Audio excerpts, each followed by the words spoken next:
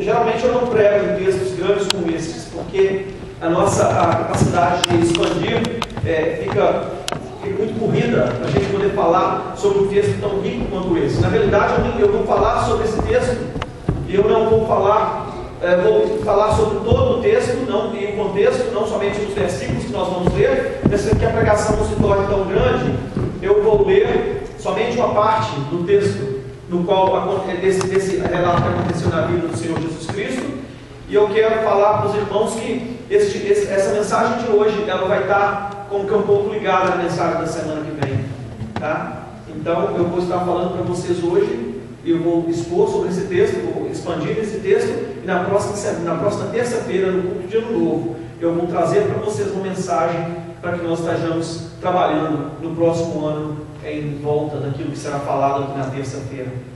O texto que fala a respeito da grande festa se encontra em Lucas. Na verdade, o texto ele seria no versículo 15 em diante, mas para que os irmãos possam ter um pouco do contexto, eu vou ler a partir do versículo 13. Nos diz o seguinte a palavra do Senhor. Jesus falando, meus irmãos: mas quando deres um banquete, convida os pobres, os aleijados, os mancos e os cegos, e serás bem-aventurado, porque eles não têm com que retribuir, pois retribuído te será na ressurreição dos justos. Ao ouvir isto, uns dos que estavam com ele à mesa disse-lhe: bem-aventurado aquele que comer o pão no reino de Deus. Jesus, porém, lhe disse: certo homem dava uma grande ceia e convidou a muitos. E à hora da ceia, mandou seu servo dizer aos convidados: vinde, porque já está preparado. Mas todos, a uma, começaram a excusar-se. Disse-lhe o primeiro: comprei um campo e preciso ir vê-lo. Rogo-te que me des por excusado. O outro disse: comprei 5 juntas de boi e vou experimentá-las. Rogo-te que me des por excusado. Ainda outro disse: casei-me e não posso ir. Voltou o servo e contou tudo ao seu senhor. Então o dono da casa, indignado, disse ao seu servo: sai depressa para as ruas e becos da cidade e traze aqui os pobres, os aleijados, os cegos e os coxos. Depois disse o servo: Senhor, feito está como ordenastes, e ainda há lugar. Respondeu o seu senhor ao seu servo: sai pelos caminhos e valados e obriga-os a entrar para a minha casa, para que a minha casa se encha. Pois eu vos digo que nenhum daqueles homens que foram convidados provará da minha ceia. Meus amados, esse texto de Lucas é um dos textos mais prolongados que falam a respeito de algo que aconteceu com o Senhor Jesus Cristo, de uma interação, de um relacionamento no qual o Senhor Jesus Cristo teve com um grupo de pessoas. O texto começa no capítulo 14, e todo o capítulo 14 fala a respeito deste acontecimento em particular que aconteceu num sábado na vida do Senhor Jesus Cristo. Os outros acontecimentos e relacionamentos e fatores que Jesus Cristo teve com as outras pessoas, que está registrado nas Escrituras, nenhum deles é tão detalhado, tão longo e prolongado quanto este, aonde ele fala em uma casa, particularmente em uma festa. Vocês podem observar, e se você ler a história de Cristo, inclusive até os fariseus chamavam Jesus Cristo uma pessoa glutona e beberrão, porque Jesus Cristo sempre estava em festas. Jesus Cristo amava festas. Eu penso que nesses últimos dias os irmãos puderam experimentar um pouco a respeito das festas que é comemorada por Cristo. Na verdade, nós comemoramos o nascimento do Cristo este mês, em dezembro, e no início praticamente logo depois do Thanksgiving, já começa a gente ver as coisas sendo espalhadas pela cidade, a cidade se enfeitando, as casas sendo enfeitadas. Lá em casa, por exemplo, é um lugar onde logo depois do Thanksgiving a árvore de Natal já levanta, e ela só sai depois quando chega fevereiro. Nós 3 vezes na nossa casa nós comemoramos o nascimento do Cristo. É um motivo de grande alegria, é um motivo de muita importância. E meus irmãos, e Jesus Cristo, ele sempre estava em festas, ele sempre estava em momentos alegres, ele sempre estava participando desses acontecimentos. Eu imagino que as pessoas gostavam de ter o Cristo do seu lado. Meus amados, Cristo, ele era tão amável, ele era tão tão precioso que as pessoas gostavam de estar do seu lado, pelo menos na maior parte das vezes que nós lemos os evangelhos. Algumas vezes eu vou falar para os irmãos que Jesus Cristo teve os seus momentos mais difíceis, e este em particular é um deles. Este momento em particular é um deles. O que estava acontecendo é que Jesus Cristo, você não está vendo isso tudo no texto, mas o que se passou é que Jesus Cristo foi convidado por um homem muito importante para que ele pudesse vir à sua casa depois do culto, depois da reunião que eles tiveram na sinagoga. Ele falou: você vem à minha casa para que você possa comer. Este homem, de acordo com o texto de Lucas 14, era um homem muito importante. Vocês lembram que Nicodemos, que também era um dos líderes da religião judaica, né? Ele também era um homem muito rico, um homem muito famoso. Ele também convidou Jesus, ele também esteve na presença de Jesus e conversou com Jesus de noite. Esse homem também era talvez da mesma linhagem de Nicodemos. Ele era um homem de muito gabarito, ele era líder dos fariseus, ele era como que o líder dos líderes de Israel. E ele era um homem de muitos bens, um homem muito rico. Mas eles chamaram Jesus àquela ceia e parecia que eles estavam querendo testar Jesus. Eles queriam testar, eles queriam experimentar Jesus, e eles queriam ver no que eles pegariam Jesus cometendo algum erro.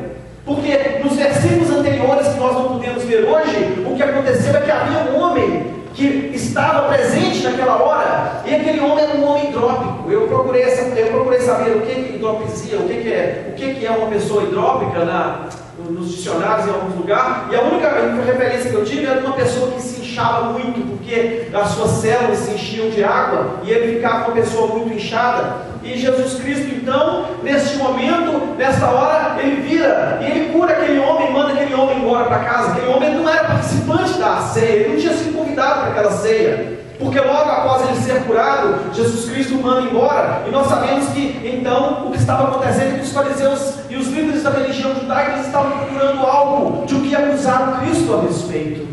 Eles estavam procurando algum motivo para poder, quem sabe, se afastar do Cristo e ter o que acusar o Cristo. E Jesus Cristo vira para eles assim, eu acredito, muito indignado, e fala assim: o que vocês acham que é certo fazer? Vocês acham que é certo curar um homem no sábado? Ou vocês acham que é certo deixar um homem enfermo?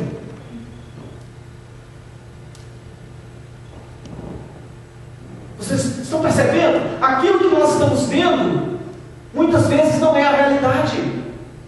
Vejam bem a hipocrisia dessas pessoas que estavam agora convidando Jesus para um banquete. Eles estavam mais preocupados se caso as coisas sairiam exatamente como eles queriam, do que eles estavam preocupados com a misericórdia para com os outros. Meus amados, no nosso coração muitas vezes nós estamos muito preocupados com a forma, com a formalidade de tudo, e nós esquecemos da misericórdia de Deus para com as pessoas. Nós não estamos preocupados se as pessoas estão passando por dificuldades ou não, porque nós estamos preocupados com a forma. E é isso que estava acontecendo aqui nessa história. Nós não sabemos muito bem o que passa na mente dos outros, nós não sabemos o que o texto nos mostra. E o que o texto nos mostra é que eles estavam experimentando Jesus Cristo. E tinha mais acontecendo aqui, porque Jesus Cristo não é burro, Jesus Cristo sabe, e Ele vê, e Ele conhece o coração do homem. E aqui, nessa grande festa, eles estavam todos buscando os melhores assentos. Os fariseus e os líderes da religião judaica, quando eles chegaram na festa, e todos eles estavam buscando qual lugar seria o melhor lugar para se sentar. E é interessante que nas casas havia uma sala, e nessa sala havia uma mesa que se chamava, eu tenho que ler o nome aqui para vocês, viu, porque ele é nome latim, meio difícil, chamava triclínio. Triclínio era uma mesa retangular de 3 lados, tá? Ela era assim, assim e assim.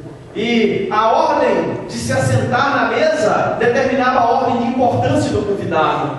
As pessoas que eram os anfitriãos, eles se assentavam na segunda mesa, na mesa que não era uma mesa de tanta importância, porém não era a mesa pior. As pessoas convidadas, os convidados de honra, eles se assentavam na mesa mais baixa. E os convidados que eram menos importantes, eles se sentavam na parte mais alta. E E dessa forma, aqueles que eram os convidados mais importantes, eles tinham direto acesso às pessoas que eram os donos da casa e vice-versa, e o grupo que era de menos importância ficava um pouco mais distante, uma parte mais alta daquela mesa. E meus amados, e tudo era programado para que as pessoas pudessem se destacar. O homem, ele sempre busca se destacar na sociedade, ele sempre busca ser o mais importante, aquele que aparece, aquele que se destaca.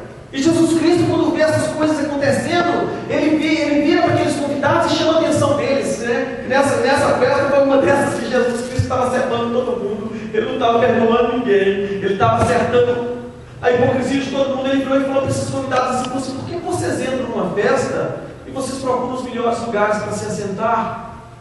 E ele começa a ensinar para eles. Em alguns lugares nós vemos a respeito dessa lição de humildade que o Cristo dá. Ele fala assim: se você se sentar no pior lugar e o dono da festa chegar e ver você lá, ele vai chegar para você e falar assim: meu amigo, venha se sentar comigo aqui, e aí você vai ser honrado diante de todos. Mas se você se sentar no melhor lugar e chegar alguém que for mais importante do que você, ele vai virar para você e falar assim: sai daqui porque essa pessoa chegou e eu preciso desse assento.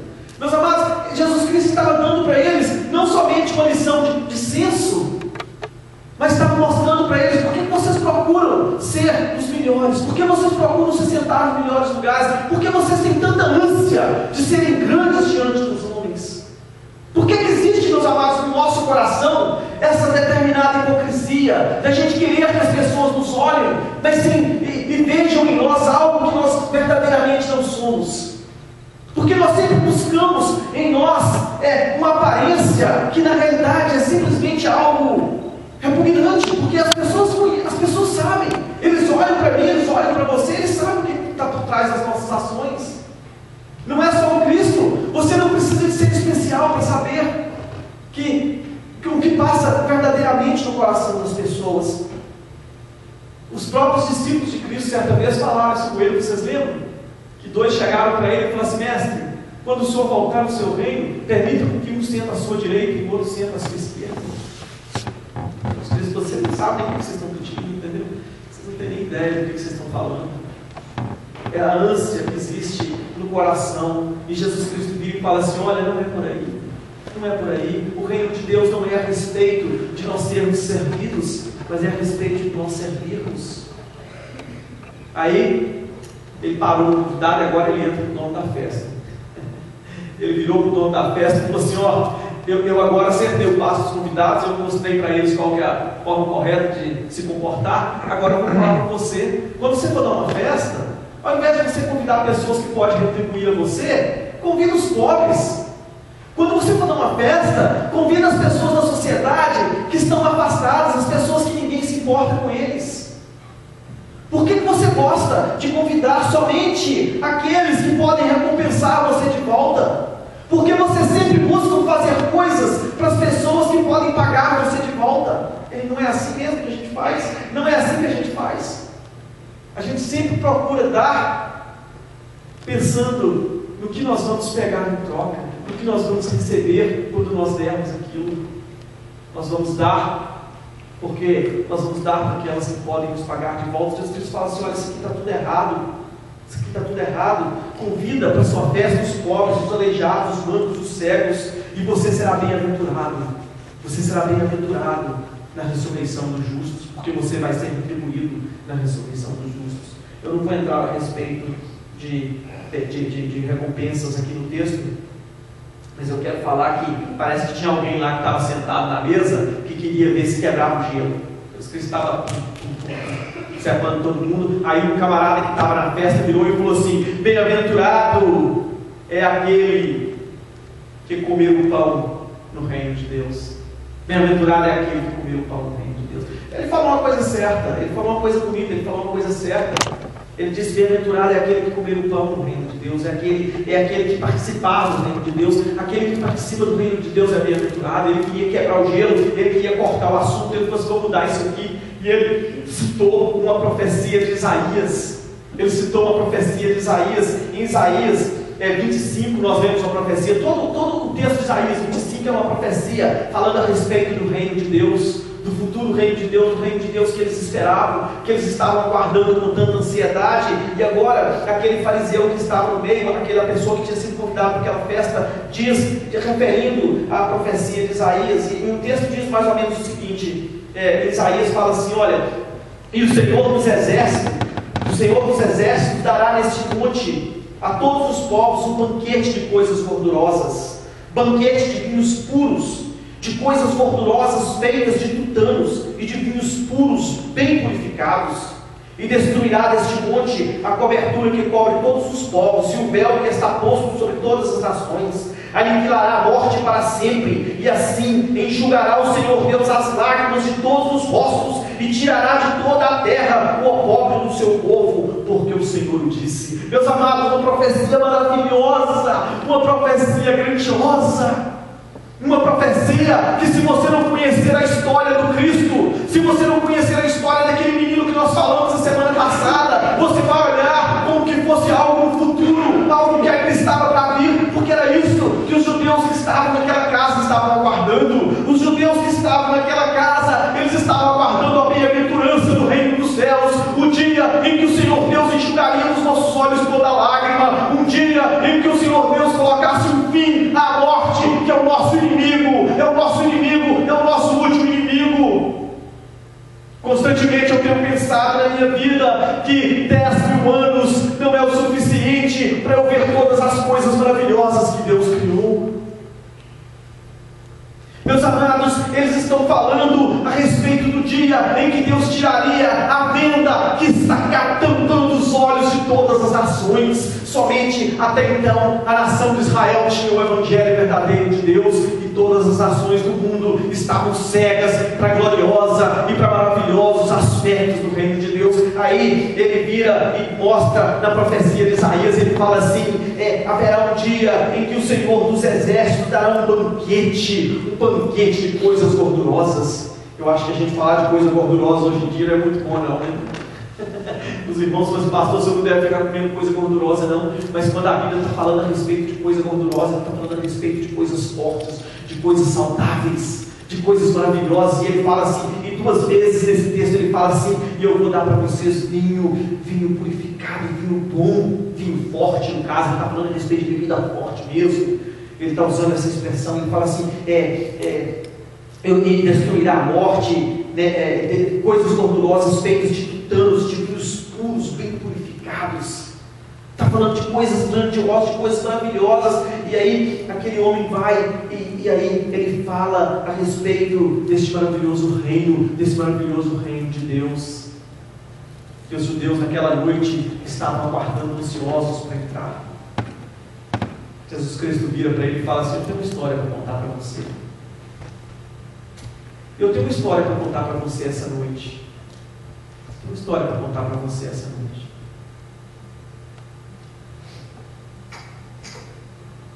E a história fala a respeito da desculpa que eu e você damos. Fala da desculpa que eu e você temos todos os dias da nossa vida para a gente não entrar, para a gente não estar com Cristo, para a gente não estar participando dessa gloriosa graça, dessa graça maravilhosa que nos foi oferecida, dessa festa linda, festa com vinho forte, festa com comidas gordurosas, com fartura. Ele fala a respeito desse homem que foi dar uma festa. Ele fala assim: olha, teve um homem que foi dar uma festa e ele convidou muitas pessoas para vir a essa festa. E na hora da festa inicial, ele mandou o servo dele buscar. Eu vou falar para vocês como é que funcionava as festas, tá, daqui a pouco.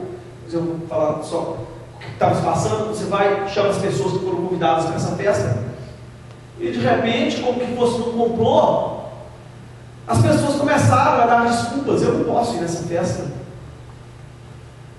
Eu vou falar com vocês o que aconteceu. Ele falou assim: olha, as festas eram assim, alguém planejava uma festa. Em casa nós fazemos festas constantemente, já sabe como funciona. Aí eles convidavam aquela pessoa para ir àquela festa, e a pessoa que estava sendo convidada, ele respondia que não. Era tudo parte de um processo, tá? Era uma tradição, era um processo que acontecia. a pessoa virava e falava assim: não, eu não vou na sua festa. Aí ele mandava o servo dele novamente, porque ele queria aquela pessoa, e ele sabia que aquela pessoa também queria vir à festa. E ele queria a presença daquela pessoa, e ele sabia que aquela pessoa também queria vir na festa. E aí ele mandava o servo dele novamente, o servo dele novamente iria e falava assim: para você vir na festa, o patrão quer que você venha na festa. E aquela pessoa que estava sendo convidada falava assim: não, eu não vou na festa. E aí o servo vinha novamente, e novamente aquilo se repetia, até que o convidado que queria vir na festa falava assim: não, eu vou então na festa. Aí ele voltava e falava para o patrão: não, o fulano vai vir na festa. Mas tudo era parte de uma tradição. Todos dois queriam a festa, queriam a participação da festa. Mas é porque já era o costume e aquela tradição, porque as festas eram algo muito importantes, representavam uma comunhão com as pessoas. Comer no Oriente Médio, comer juntos, participar de uma festa junto, é símbolo de algo muito íntimo, de algo de uma união muito fervorosa, de uma união muito forte de umas pessoas para com as outras. E essas pessoas que estavam sendo convidadas para essa festa desse homem, eles já haviam sido convidados diversas vezes e eles já haviam confirmado a sua presença. Então, aquele homem, depois que a presença de todas essas pessoas estavam confirmadas para a sua festa, ele falou assim: agora eu posso preparar a festa. E ele então prepara aquela festa. E aí, quando toda aquela festa, eu imagino, nós podemos imaginar as festas, muitos animais sendo preparados, e muitas bebidas, e muita coisa preparando para essa grande festa. Todas aquelas pessoas então começam a se desculpar. Eles dizem: não, eu não posso ir na festa. E o primeiro vira e fala assim: eu comprei um campo e eu tenho que ir ver. Nós que somos estrangeiros e moramos, e às vezes compramos coisas no Brasil, sabemos como é que funciona, né? Eu mesmo já comprei coisas no Brasil. Quando eu cheguei lá, eu falei assim: foi isso aqui que eu comprei? Foi isso aqui? Tem certeza? Eu paguei por isso aqui? Vocês estão percebendo? Ninguém que é sábio compra algo sem primeiro ver. Era uma desculpa esfarrapada. Uma pessoa que tinha bens, que tinha finanças, que era uma pessoa de bens financeiros, que tinha condição de comprar uma propriedade, ele jamais iria comprar uma propriedade sem examinar primeiro. Ninguém faz isso. Era uma desculpa esfarrapada. Eu investi um dinheiro, comprei uma fazenda sem ver. É difícil você comprar uma fazenda vendo, porque você tem que entender do que você está comprando antes de você tirar o seu dinheiro e aplicar aquilo. O dono da festa sabia que aquele homem estava se recusando a ir à sua festa deliberadamente. Não era porque ele tinha comprado um campo, porque ninguém compra algo sem primeiro ver. A gente não compra nem carro sem ver. Tenho certeza que todo mundo aqui, quando vai comprar um carro, fala: eu posso levar esse carro no mecânico antes da gente fechar o negócio. Engraçado é o segundo. Eu acho que o segundo ele foi pior ainda, né? O segundo virou e falou assim: olha, eu comprei 5 juntas de boi, eu tenho que ir lá experimentá-las. Uau! Eu prefiro estar no meio de animais do que estar com você. Você preparou essa festa magnífica, você preparou essa festa tão bonita, e eu prefiro estar no meio dos meus animais fedorentos do que eu estar com você. A sua presença é tão repugnante para mim, cara, que eu vou ficar com os animais. Isso depois que ele tinha falado que ele ia na festa. Depois que esse homem havia preparado essa festa, ele diz: eu não vou na sua festa, porque eu prefiro estar com os meus animais. A presença do meu boi fedorento é melhor do que a sua presença. O terceiro vira. E o terceiro fala: quero estar com a minha esposa. Eu não vou fazer uma comparação muito próxima da outra, não, porque estar com a esposa é mais favorável do que estar com os animais, com certeza. Mas foi a mesma história. Nós sabemos em Deuteronômio 24:5, vocês conhecem a lei? A lei de Deuteronômio. Na lei de Deuteronômio 24:5 diz o seguinte: quando um homem casar, veja como o nosso Deus é maravilhoso. Olha que provisão linda que ele faz. Eu só gostaria que Gracinha tivesse sabido disso quando nós casamos, porque ele fala assim: olha, quando alguém se casar, quando um jovem se casar no meio de vocês, durante 1 ano, ele não vai fazer absolutamente nada. Ele não vai para a guerra, ele não vai para o trabalho, ele não vai fazer nada, ele só vai ficar em casa cuidando da esposa. Oh, meu Deus, por que eu não estou vivendo aquele tempo?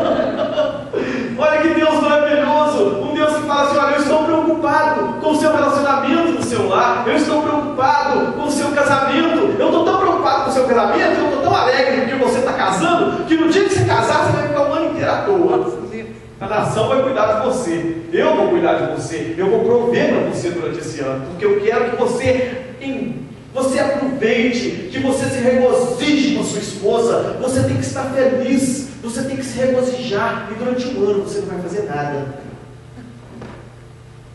Mas uma coisa, ele não proibiu de ir em festa.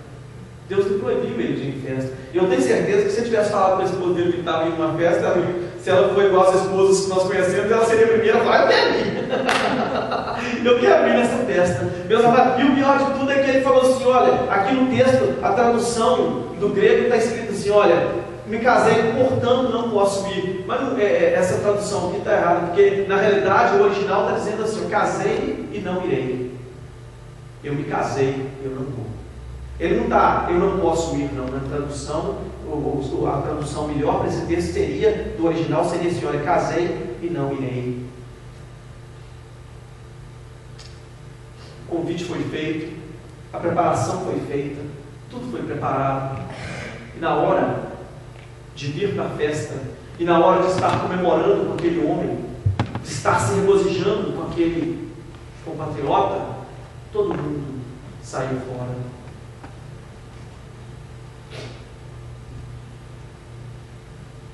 Quais são as desculpas que nós damos? Nós talvez acreditamos ou pensamos que as nossas desculpas, elas são mais justificáveis diante de Deus, não é? As desculpas que nós damos para não participar da festa, elas fazem mais sentido. Chegou um vizinho lá em casa, chegou um amigo lá em casa que ficou até na hora eu não pude sair, eu não pude vir cultuar ao Deus que me deu a semana. Porque na hora, geralmente chega todo dia, todo domingo chega um vizinho, chega um amigo, chega alguém que você não vê há muito tempo na sua casa, e você não pode vir para a festa. Eu estou novo ainda, eu tenho que aproveitar um pouco mais. E esse dia é o único dia que eu tenho para sair com meus amigos. Nós sempre temos algo, nós sempre temos uma desculpa de não estar vindo à festa, nós sempre temos uma desculpa para não estar participando da festa. O Senhor Deus prepara a festa, Ele fala: vem, agora vem, porque já está preparado, vamos comemorar, vamos nos regozijar, vamos nos alegrar na festa. Ah, não posso, hoje eu não posso, hoje eu não posso. Aí Jesus diz, o que o homem fez? O homem da festa fez, ele falou assim: olha, a minha festa vai ficar cheia. A minha festa vai ficar cheia. A minha casa vai se lotar de pessoas. A minha casa vai se lotar. Ele falou para o servo e falou assim: olha, você sai daqui agora e você traz aqui dentro, você busca. Ele ficou irado com aqueles homens. E ele falou assim: você sai daqui agora e você pega tudo quanto for pessoas desprezíveis que você encontrar na rua, e você traz aqui para dentro da minha casa. Você pega os aleijados, você pega o coxo, você pega todo mundo que você vê na cidade, você traz aqui. E aquele servo foi, juntou aquela pobrezada, todo aquele monte de gente pobre, e trouxe aqueles aleijados, trouxe todo mundo, e falou assim: ó, eu trouxe todo mundo que estava lá na cidade, mas ainda tem lugar. Ele falou assim: você então vai para os campos, você vai para as altas caras, você sai rodando pelas cidades vizinhas, você junta todo mundo e você traz, porque a minha casa vai estar cheia, porque esta é a minha festa. E eu falo para você que na minha festa, nenhuma dessas pessoas que foram convidadas, porque esta é a minha festa. Essa festa que nós estamos participando hoje aqui nesse lugar é a festa de Cristo, e nela entra quem Ele quer.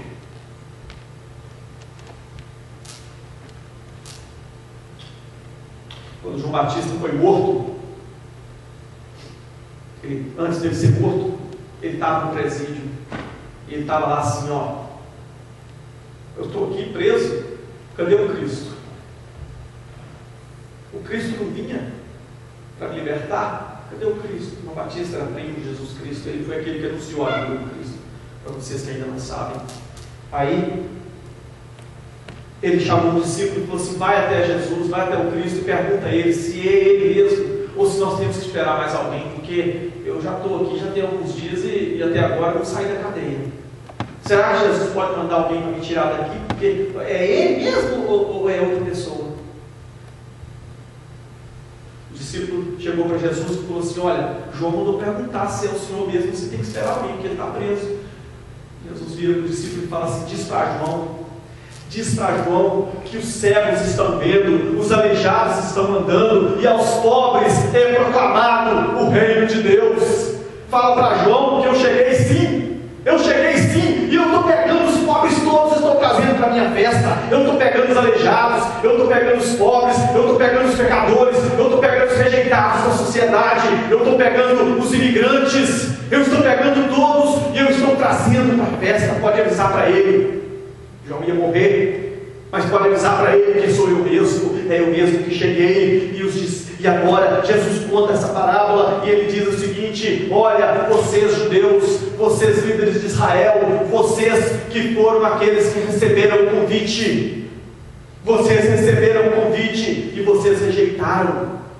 Eu fiz a festa, eu preparei a festa, eu cheguei aqui, o reino de Deus já foi plantado no nosso meio, o fim da morte chegou, eu já pus fim à morte, eu vou colocar o fim na morte, eu vou fazer uma festa tão grande nesse lugar, que o meu nome e o nome de Deus será proclamado por todas as nações, e todas as nações serão libertas, e as pessoas das nações serão libertas, e aquelas pessoas que estão com seus olhos tampados para o Evangelho, os seus olhos serão abertos. E vocês, fariseus, vocês líderes de Israel, vocês estão rejeitando a participação na festa porque vocês não querem vir. Eles sabiam que Jesus Cristo estava falando para eles. Eles sabiam que Jesus Cristo estava falando para eles. O reino de Deus que vocês esperam já está presente aqui. Sou eu, o reino de Deus. A festa de Cristo é a festa do reino de Deus. Eu já vim, eu já estou presente. E vocês foram convidados e vocês rejeitaram. E sabe o que aconteceu com eles? É o mesmo que pode acontecer com você se você rejeitar. É o mesmo que pode acontecer com você se você rejeitar, porque com estes homens, nessa noite, nesse sábado, nesse dia de jantar, Jesus Cristo disse: nenhum de vocês que foram convidados entrarão na minha festa, porque a festa é minha. Meu amado, hoje é o dia da festa. A festa já foi preparada. O cordeiro já foi morto. Nós só podemos fazer parte. Você vai ser daquele grupo que arruma a desculpa esfarrapada? Você vai ser daquele grupo que diz: hoje eu não posso, diz que eu não vou atender a festa do Cristo? Ou você reconhece quem você verdadeiramente é? Pobre, miserável, cego, despido, carente, necessitado da graça de Deus, e você vai aceitar o convite e vai entrar e vai participar da festa e vai parar de dar desculpa.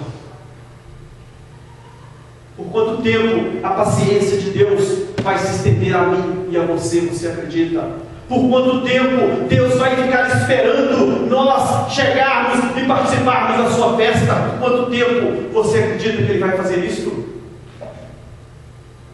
Ele já lançou o convite e Ele disse: vem participar da minha festa.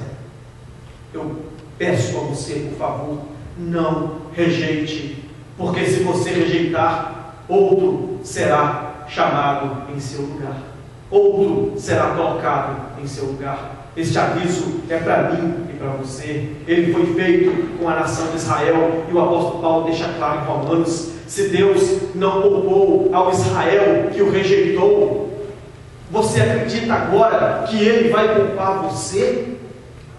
Você acredita agora que Ele vai poupar você se você o rejeitá-lo? Ele fez uma aliança com Israel, e quando ele foi rejeitado, Ele disse: eles não têm mais parte dessa aliança. E agora, nós que entramos e que estamos tendo o privilégio de poder participar dessa grande festa, rejeitaremos também? Em Hebreus nós lemos: como escaparemos nós se rejeitarmos tão grande salvação? Como escaparemos nós?